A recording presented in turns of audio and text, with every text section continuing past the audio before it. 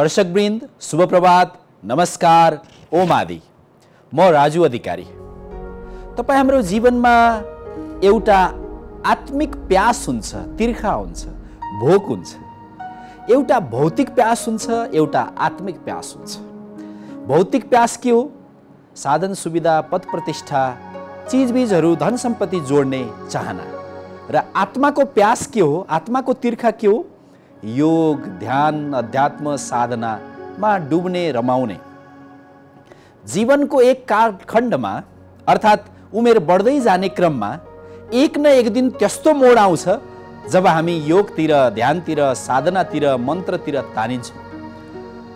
त्यस बखत हामी तानिनका लागि त तानिन्छौँ, तर अबेर भइसकेको हुन्छ। हाम्रो मन अत्याधिक चञ्चल भइसकेको हुन्छ। शरीर वृद्धावस्थाले थाक्न थालिसकेको हुन्छ। इन्द्रियहरू कमजोर र शिथिल हुन थालिसकेका हुन्छन्। त्यसैले योग र ध्यान जस्तो अत्यन्त अनमोल तत्त्वतिर उमेरमै, समयमै, किशोर अवस्थामै, जवानीमै, तारुण्यमै आकर्षण रहनुपर्छ। अनि मात्रै त्यो विषयवस्तुको साधना सफल हुन्छ। त्यसैले हाम्रा ऋषिमुनिहरूले, हाम्रा सद्गुरुहरूले बारम्बार बारम्बार अनवरत रूपमा योग ध्यानप्रति हामीलाई आकर्षित गर्दै आउनुभएको छ। परम पूज्य बालयोगी आदित्यज्यूले पनि यो परम्परालाई स्पष्ट निर्वाह गर्नुभएको छ। उहाँले आफ्ना वाणीद्वारा हामीलाई हर हमेसा नित्य निरन्तर योग ध्यान साधनामा अगाडि बढ्न प्रेरणा दिनुभएको छ। अहिले त योग विश्व धर्म बनेको छ, विश्व विज्ञान बनेको छ र विश्वको एक प्रकारको चलन चल्तीको फेसन बनेको छ। सानो झुपडीदेखि लिएर 5 तारे होटलहरूमा, एउटा सानो व्यापारदेखि लिएर ठुला ठुला व्यापारिक घरानाहरूमा पनि योग साधना हुन थालेका छन्। टेलिभिजनमा हेऱ्यौँ, सञ्चार माध्यममा हेऱ्यौँ भने जुन माध्यममा, सञ्चार माध्यममा योग साधना छैन, त्यहाँ कता कता अधुरो र खल्लोपन महसुस हुन थालेको छ। हो, अबको युग भनेको योगको युग हो। परम पूज्य बालयोगी आदित्यज्यूले यसै आवश्यकता र महत्त्वलाई हृदयङ्गम गर्दै विभिन्न गुरुवाणीहरू प्रस्तुत गर्नुभएको छ। आउनुहोस् श्रवण गरौँ एक गुरुवाणी। योग ध्यान साधना बिनाको सुखद जीवन निहाल्दैछौ भने आँखा भए पनि तिमी अन्धो हौ, सबै अङ्गमा चेतना भए पनि तिमी लुलो हौ। शरीर चल्दैमा हामी सबल हुँदैनौँ र आँखा देख्दैमा हामी दृष्टियुक्त हुँदैनौँ। वास्तविक दृष्टि त अन्तर चेतनाबाट निस्कनुपर्छ। वास्तविक सबलता भनेको त स्थायी आरोग्य हो र चिरस्थायी निरोगिता हो। त्यसैले स्थायी आरोग्यता प्राप्ति गर्न योग ध्यानै चाहिन्छ र अन्तर्दृष्टि खुलाउनलाई पनि योग ध्यान चाहिन्छ। यदि हामी दृष्टि छ तर योग ध्यान गर्दैनौँ भने हामीले वास्तविक सुख शान्ति पाउँदैनौँ, त्यो जीवन सार्थक हुँदैन अनि हामी अन्धो बराबर हुन्छौँ, अर्थात् दृष्टिविहीन बराबर हुन्छौँ। त्यसकारण आँखा खुल्ला रहँदैमा, आँखाको हेर्ने शक्ति हुँदैमा हामी दृष्टियुक्त हुँदैनौँ।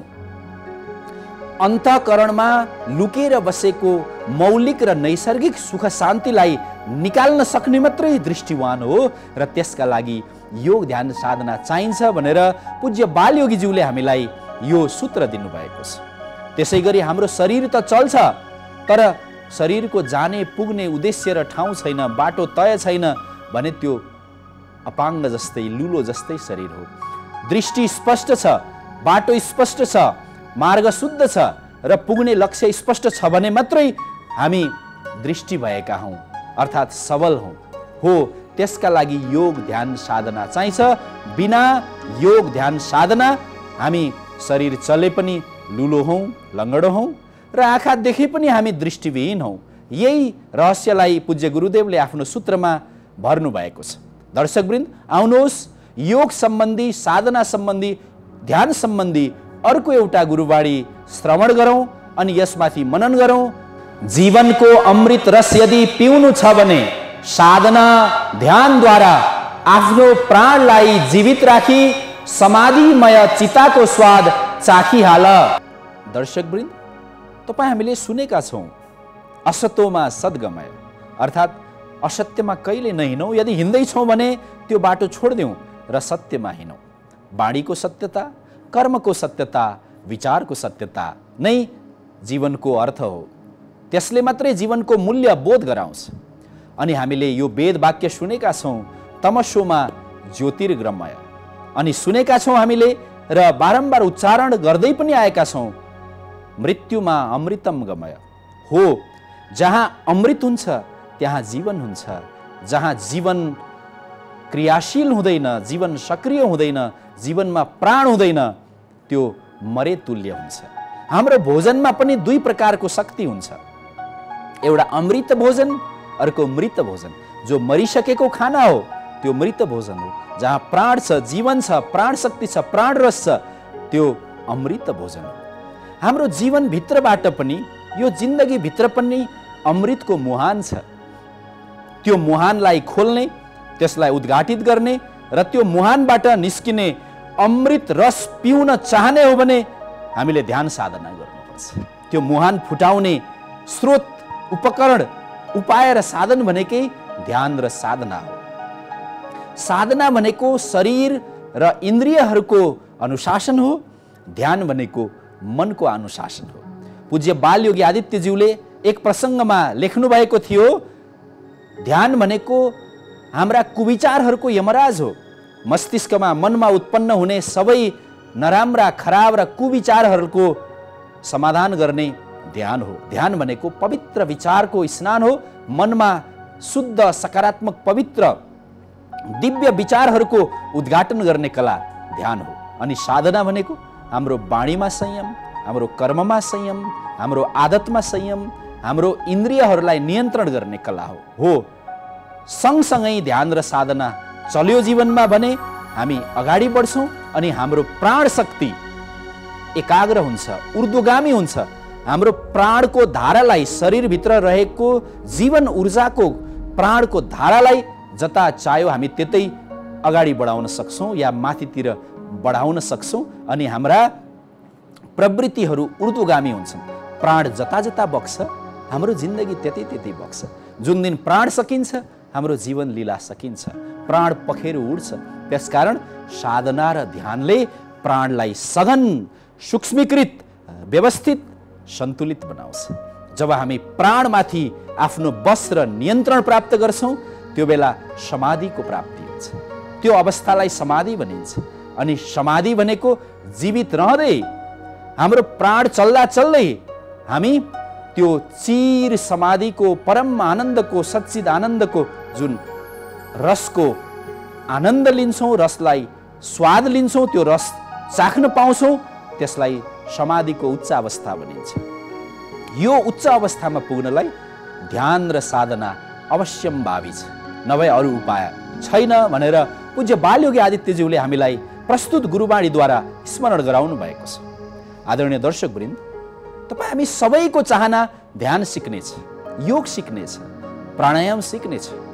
मानिसहरू महँगो शुल्क तिरेर सिकिरहेका छन्। विभिन्न ठाउँमा टाढा टाढा गएर सिकिरहेका छौँ हामी। कतिपय तपाईँ हामी जिज्ञासुहरू एक गुरु र सद्गुरुको खोजीमा छौँ र एउटा उचित समयको पर्खाइमा छौँ। हो, यो ध्यान साधना र यो योग सिक्नलाई कहिले ढिला गर्नु हुँदैन। आजभन्दा भोलि हामी बुढो हुँदै जान्छौँ, हामी शिथिल हुँदै जान्छौँ, हामी थाक्दै जान्छौँ, कमजोर हुँदै जान्छौँ। तर बेलैदेखि ध्यान साधना र योग सिक्यौँ भने हामी हर हमेसा ताजा चिर यौवन हामीलाई प्राप्त हुन्छ। यसैका लागि पनि ध्यान, योग र साधना जान्न सिक्न अनिवार्य छ। परम पूज्य बालयोगी आदित्यज्यूले यसैका लागि समय समयमा ध्यान साधना र योग सम्बन्धी उत्प्रेरणाहरू दिँदै आउनुभएको छ। आउनुहोस्, अबको क्रममा सुनौँ अर्को एउटा गुरुवाणी।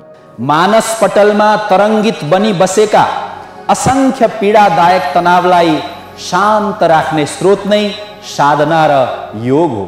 तपाईँ हाम्रो मन वास्तवमा एउटा बास्केट जस्तो छ, एउटा डोको जस्तो छ, एउटा ढाकर जस्तो छ, जहाँ कहिले पराल राखिन्छ, कहिले घाँस राखिन्छ, कहिले खोसेला राखिन्छ, कहिले खानेकुरा राखिन्छ, कहिले फ्याँक्ने कुरा राखिन्छ, कहिले त्यही डोकोमा मल बोकिन्छ। एक प्रकारले बुझ्ने भाषामा भन्ने हो भने तपाईँ हामीले हाम्रो मनमाथि ध्यान साधनाद्वारा नियन्त्रण बनाएका छैनौँ भने त्यो डम्पिङ साइट जस्तो हुन्छ, जहाँ तनाव, कष्ट, दुःखद स्मृतिहरू, नकारात्मक विचारहरू भरिएका हुन्छन्। तर हामीले यदि हाम्रो मनलाई ध्यानद्वारा, योगद्वारा र साधनाद्वारा प्रशिक्षित गरेका छौँ भने त्यहाँभित्रका तनावहरू खुसीमा बदलिएका हुन्छन्, अशान्ति शान्तिमा बदलिएको हुन्छ, भित्रको अस्तव्यस्तता व्यवस्थित लयबद्धतामा बदलिएको हुन्छ। त्यसैले पूज्य बालयोगी आदित्यज्यूले प्रस्तुत गुरुवाणीमा स्पष्ट सम्झाउनु भएको छ कि मानसपटलमा, हाम्रो स्मृतिमा, यो मनको स्मरण खजानामा, कोषमा असङ्ख्य लाखौँ करोडौँको सङ्ख्यामा पुराना स्मृतिहरू बसेका छन्, संस्कारहरू बसेका छन्। तीमध्ये धेरैजसो दुःखद प्रकृतिका छन्, थोरै मात्रै सुखद प्रकृतिका छन्। हो, ती दुःखद प्रकृतिका संस्कार र स्मृतिहरूलाई हटाउने अनि सुखद प्रकृतिका स्मृति र संस्कारहरूलाई बढाउने प्रक्रिया नै के हो? ध्यान हो। तपाईँ हामी आजभोलि हेरौँ 24 घण्टामा तनावमै बढी हुन्छौँ, हुनुपर्ने खुसीमा हो नि। किन? हाम्रो मानसपल्टमा के छ? नकारात्मक विचारहरूको बाहुल्यता छ, तनावको बाहुल्यता छ। हिजो हामीले रोपेको विचारको प्रतिफल हो। त्यसैले आज हामीले ध्यान गऱ्यौँ, साधना गऱ्यौँ, योग गऱ्यौँ भने हाम्रो मानसपटलको के हुन्छ? गोडमेल हुन्छ र ती तनावजन्य संस्कारहरू हटेर जान्छन् अनि शान्ति, भक्ति, ज्ञान, खुसी, आनन्द, मस्ती, प्रसन्नता, आत्मसन्तोष, गौरव, सदाचार, नैतिकता, चरित्र सिकाउने प्रवृत्तिहरू उत्पन्न हुन्छ।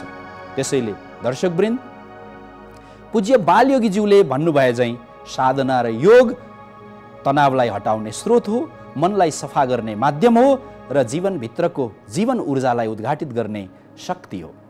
कहिल्यै पनि साधना र योग नछोडौँ, यही अपिल हामी यस कार्यक्रमका मार्फत यहाँहरूलाई गर्दछौँ।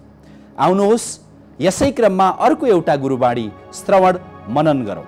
ध्यानद्वारा ज्ञानको अग्निकुण्ड बन्छ, जहाँ नकारात्मक सोच स्वतः जल्छ र सकारात्मक रेमा परिवर्तित भई सबैमा फैलन्छ। आगो बलिरहेको कुण्डमा अर्थात् अँगेनोमा जहाँ दन्दनी आगो बलिरहेको छ, त्यहाँ हामीले जे राखिदिन्छौँ त्यो जलेर भस्म हुन्छ। जहाँ यज्ञ भइरहेको हुन्छ त्यहाँ घिउ हालिन्छ अनि चरु राखिन्छ, स्वाहा गरिन्छ अनि त्यो अग्निले भस्म गर्छ।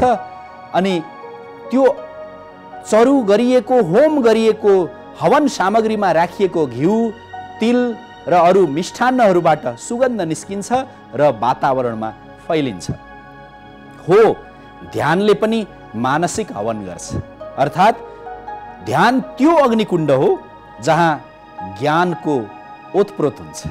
ध्यानद्वारा ज्ञानको अग्निकुण्ड बन्छ, ध्यानद्वारा विवेक बुद्धिको जागरण हुन्छ, ध्यानद्वारा भ्रमहरू निवारण हुन्छन्। ध्यान गरिसकेपछि हाम्रा भ्रान्तिहरू हटेर जान्छन् अनि ज्ञानको साम्राज्य स्थापित हुन्छ। जहाँ ज्ञान फैलिन्छ, जहाँ ज्ञानको आधिपत्य हुन्छ, त्यहाँ नकारात्मक विचार जीवित रहँदैन। त्यहाँ स्वतः सकारात्मक विचार, सकारात्मक सोच जन्मन्छ। खेतमा हेरौँ, बारीमा हेरौँ, हामी बाली रोप्छौँ अनि त्यो बाली रोपेको केही दिनमा त्यहाँ झारपात उम्रिन्छ। त्यसलाई गोडमेल गरेर मिल्काउँछौँ अनि रोपेको बाली सप्रिएर आउँछ र यथेष्ट फल दिन्छ, यथेष्ट उब्जनी दिन्छ। त्यसै गरी ध्यान भनेको हाम्रो मनको विचारको गोडमेल हो। नकारात्मक विचारलाई हटाइदिने, जलाइदिने, मिल्काइदिने र सकारात्मक ऊर्जा, सकारात्मक आभामण्डल अनि सकारात्मक विचारको शक्ति स्थापित गर्ने। जब सकारात्मक ऊर्जा उत्पन्न हुन्छ त्यो कुण्ठित रहेर, सङ्कुचित रहेर रहँदैन। जसरी हामी बत्ती बालेपछि जतिसुकै बत्तीलाई ढाके पनि एक निश्चित क्षेत्रमा बत्तीले प्रकाश दिन्छ नै। जब आगो बालिन्छ त्यो आगोको तातो वरिपरि बस्ने सबैलाई अवश्य आउँछ। जहाँ पानीमा पसिन्छ पानीको शीतलताले छुन्छ। त्यसै गरी जहाँ सकारात्मक ऊर्जा जन्मन्छ त्यसले सबैलाई छुएकै हुन्छ, सकारात्मक अनुभूति दिन्छ, सकारात्मक मिठास दिन्छ, सकारात्मक सम्बन्ध दिन्छ अनि हामीलाई अध्यात्म, धर्म, सदाचारको पथमा उत्प्रेरित गर्दछ। सबैमा सकारात्मक रे अर्थात् सकारात्मक ऊर्जा फैलाउने यदि प्रयोग केही हो भने त्यो ध्यान हो। तसर्थ अवश्य ध्यान गर्ने बानी बसाउँ। आदरणीय दर्शकवृन्द, आउनुहोस् अबको क्रममा हामी ध्यान, साधना, योगका विषयवस्तुहरूलाई जोड्दै जानेछौँ र आजको यस कार्यक्रममा, यस श्रृङ्खलामा एउटा सानो योगाभ्यास पनि गर्नेछौँ। यो जाडोको मौसममा हामीलाई उपयोगी हुनेछ। त्योभन्दा अगाडि आउनुहोस् अर्को एउटा गुरुवाणी श्रवण गरौँ। भक्ति र ज्ञानले निपुण साधकले नै अलौकिक अद्भुत शक्ति र शान्ति सहितको असीम स्वतन्त्रता सहितको जीवन जिउन सिकाउँछ। योग शब्द हामी सबैले सुनेका छौँ। तपाईँ हामी मध्ये धेरैजना योग गर्छौँ। आज विश्वभरि धेरै मानिसहरू योग गर्छन्। योग धेरै प्रकारका हुन्छन्। ज्ञान योग, भक्ति योग, कर्म योग, लय योग, हठ योग, मन्त्र योग, समर्पण योग, नाद योग, बिन्दु योग, अनेक प्रकारका योग हुन्छन्। शरीरले गर्ने योग, हाम्रो श्वासले गर्ने योगलाई हठ योग भनिन्छ अनि मनले गर्ने योगलाई राजयोग भनिन्छ। त्यसै गरी हाम्रो भावना समर्पित गरेर, हाम्रो भावनालाई प्रयोग गरेर गरिने योग भक्ति योग हो र हाम्रो विचार र तर्कहरूलाई शुद्धिकरण गर्दै एक गहिरो ज्ञानमा प्रवेश गर्ने योग र त्यो ज्ञानद्वारा अन्तिम विवेक शक्ति जागरण गर्ने योगलाई ज्ञान योग भनिन्छ।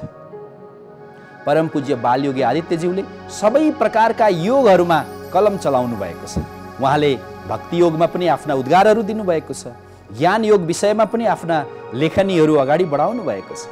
कहिले सेवा योग, कहिले यज्ञ, कहिले समर्पण योग, कहिले अत्यन्त गहन प्रकारको राजयोग, कहिले रहस्यमय योगका विधाहरू, कहिले सामान्य र स्वाभाविक योग साधना। हाम्रा जीवनका लागि आवश्यक सबै प्रकारका योगहरूमा पूज्य गुरुदेवले कलम चलाउनु भएको छ। भर्खरै वाचन गरिएको गुरुवाणीमा भक्ति र ज्ञान विषयमा जोड दिइएको छ। जो व्यक्ति अर्थात् जो साधक भक्ति र ज्ञानले निपुण हुन्छ उसलाई अद्भुत अलौकिक शान्ति र शक्ति प्राप्त हुन्छ अनि त्यो अद्भुत र अलौकिक शान्ति सहित ऊ स्वतन्त्र हुन्छ। अर्थात् ऊ कर्मको बन्धनमा हुँदैन, ऊ भवबन्धनमा हुँदैन, ऊ विभिन्न लौकिक बन्धनमा हुँदैन।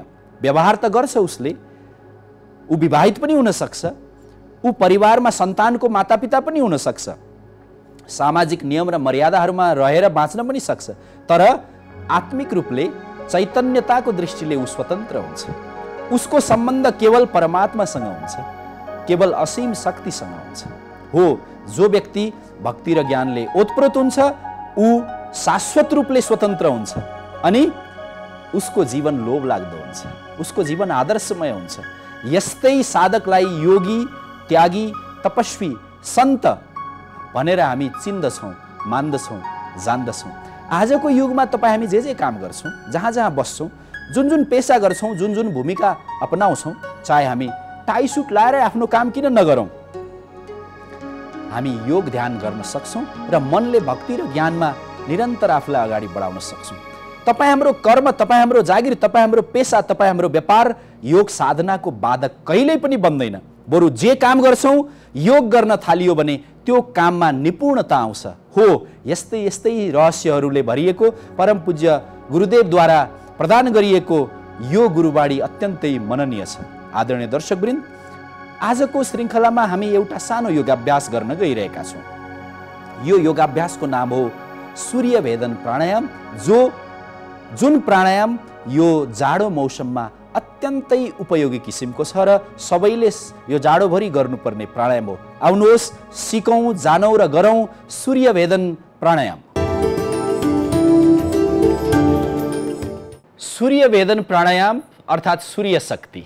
हाम्रो दाहिने नाक सूर्य शक्तिको प्रतीक हो। दाहिने नाकबाट सास लिने र छोड्ने विधिलाई सूर्य भेदन भनिन्छ। दर्शकवृन्द, हातलाई सजिलो गरी नाकमा राखौँ र बायाँ नासिकालाई बन्द गरिदिउँ। दाहिने नाक खुला राखौँ अनि सर्र हावा लामो वायु भरौँ। पुरा सास भरिसकेपछि बन्द गरिदिउँ र तुरुन्तै सास निस्किएर बाहिर नजाओस् त्यसका लागि शिरलाई झुकाएर राखौँ। एक दुई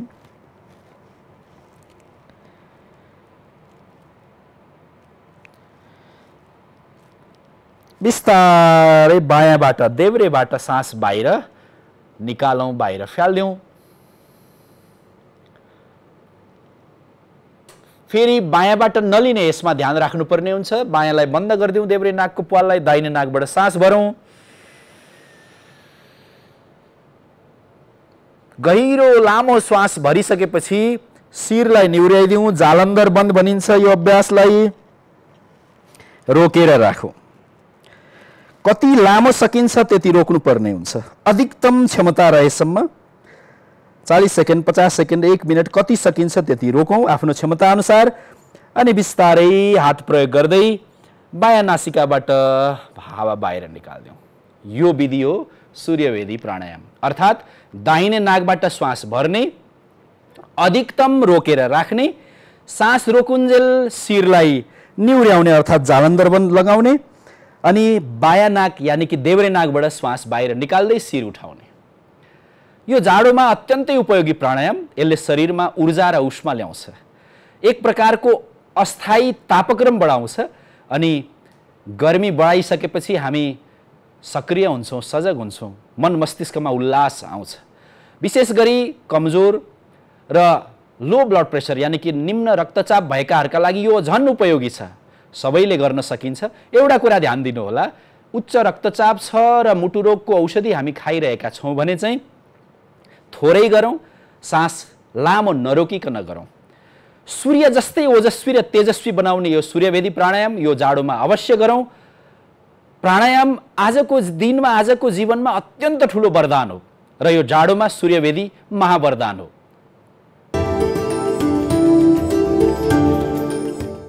दर्शकवृन्द, आज हामीले योग, ध्यान, साधना, भक्ति योग, ज्ञान योगको विषयमा चर्चा, परिचर्चा र अन्तरङ्ग सत्सङ्ग गऱ्यौँ र अन्तमा सूर्यवेदी प्राणायामको अभ्यास गऱ्यौँ।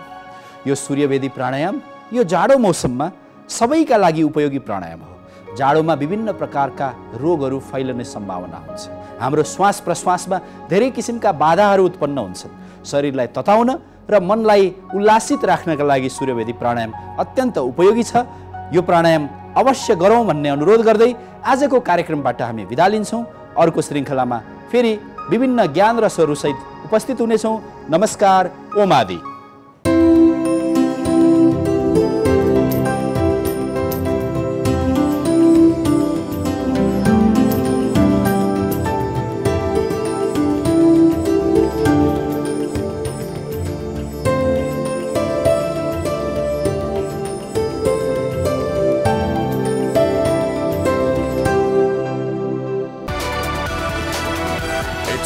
AP1 presentation.